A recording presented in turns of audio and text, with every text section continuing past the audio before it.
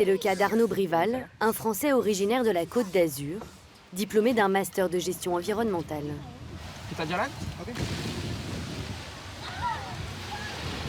Aujourd'hui, il replante du corail dans les zones endommagées il y a 10 ans, quand la pêche à la dynamite était encore autorisée.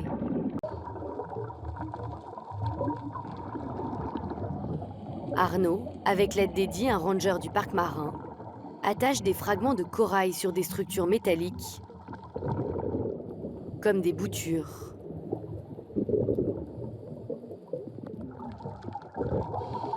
Un travail fastidieux commencé il y a 8 mois.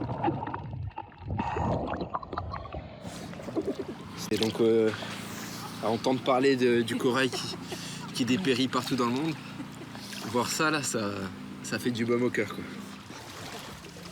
Depuis son premier stage ici en 2014, Arnaud, 30 ans, n'a pas de domicile fixe. Avec sa petite amie australienne, il transporte son baluchon d'île en île au fil de ses missions.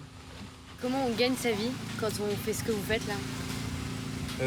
On s'efforce à ce que la vie ne nous coûte rien, voilà.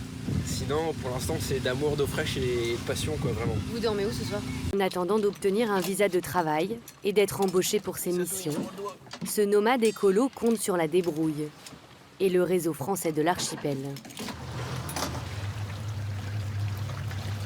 Ce matin, Arnaud part en guerre contre des étoiles de mer qui peuvent atteindre 1 mètre de diamètre et qui rongent le corail.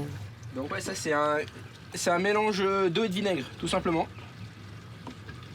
Et on utilise ça pour se débarrasser de ces étoiles de mer. Ouais, donc ouais, c'est bon, ça marche.